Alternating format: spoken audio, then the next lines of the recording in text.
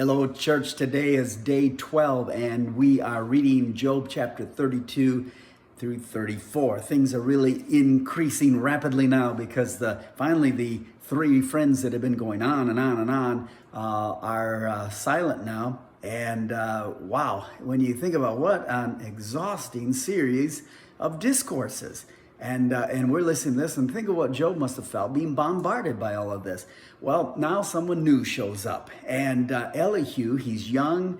He's obviously full of anger because he's thinking to himself, they're all self-righteous, okay? And he realizes that the older have nothing good to say. They have nothing positive whatsoever to say to Job. And he actually rebukes them all. You pick this up in these chapters. He's I'd say a little bit more gentle with Job than the other ones are. He approaches with a little bit more humility.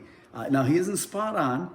He wrongly accuses Job of claiming that he has no transgression. But Job does not say that he has no transgression or that he is free from sin. In fact, Job offers sacrifices to God. Now, obviously, Job did not consider himself innocent, or he would not have offered the sacrifices for the covering and appeasement for his sin. Now, Elihu can't hardly contain himself. Do you see this? He at least honors his elders, but it's just building up on the inside of him. He's wisely held his peace.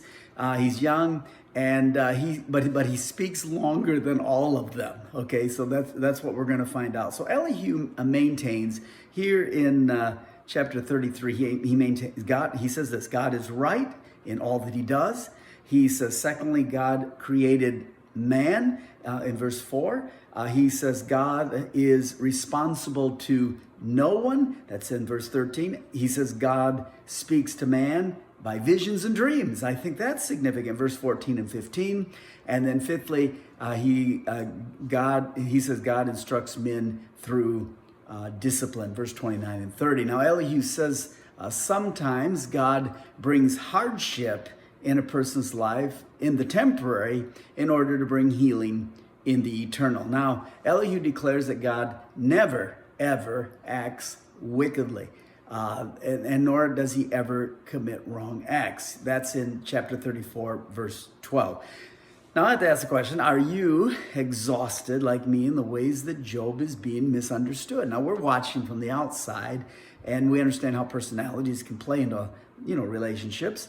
But just imagine that you have just lost everything in a terrible tragedy. You've lost your family, your loved ones, you've lost your possessions, those closest to you are gone. Your health is deteriorating. Your wife is, there's strife in the marriage.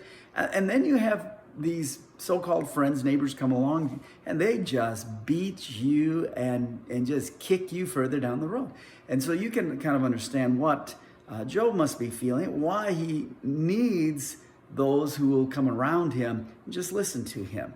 And so when you're down, you already feel distant from God, and you don't need that kind of response. This account reminds us that we are not alone. Job demonstrates how to hurt well. He demonstrates how to pain well.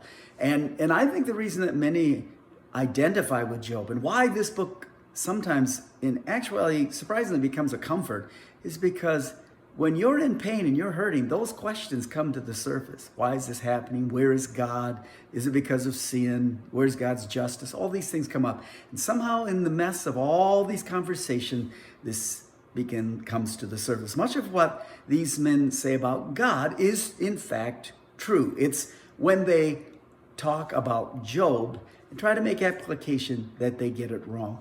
Well, we understand suffering's a part of the world. We live in a fallen world. You and I are subject to a fallen world. Some of us reap negative consequences more than others.